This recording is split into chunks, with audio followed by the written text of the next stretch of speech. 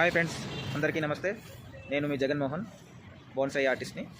ఈరోజు నేను ఎక్కడికి వచ్చానంటే శ్రీ కామాక్షి ఏకాంబరేశ్వర స్వామి దేవస్థానము, శ్రీ కామకోటి సీతారామాంజనేయ స్వామి వారి ధర్మ సంస్థ, శ్రీ కంచి కామకోటి పీఠం వారి యాజమాన్యంలో కొత్తగూడ, మాదాపూర్ రోడ్, కొండాపూర్, హైదరాబాద్.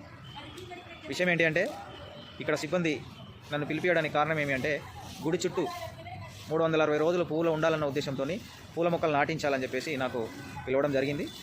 ఇక్కడ పూల మొక్కలు ఎక్కడ, గుడి చుట్టూ ఎక్కడ ఏ మొక్కలు పెట్టాలి, ఇక్కడ సన్లైట్ ఎక్కడ పడుతుంది, పూలు డైలీ పూలు దేవుడి కోసం తెంపడానికి ఎక్కడ బాగుంటుంది ప్లేస్ అని చూపించడానికి పిలిచారు. ఎక్కడైతే ఆ మొక్కలు బాగా పెరిగి పువ్వులు బాగా కాస్తాయో ఆ ప్లేస్ చూసి ఇప్పుడు మనము మొక్కలు నాటాలి. ఆ ప్లేస్ కూడా మీకు చూపిస్తాను.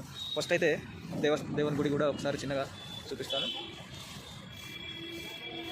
ఇది సీతారామాంజనేయ స్వామి దేవాలయము చూడండి.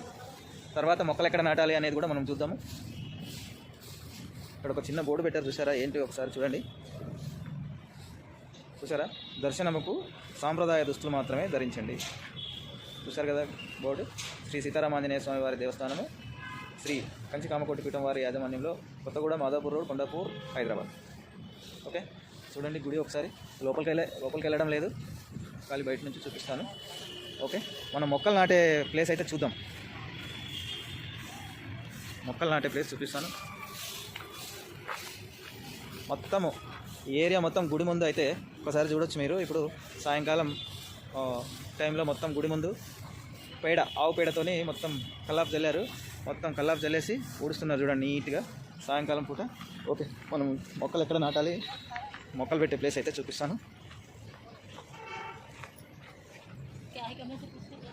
ఇక్కడ చూడొచ్చు మనము శ్రీ కామాక్షి ఏకాంబరేశ్వర స్వామి దేవాలయము ఇది.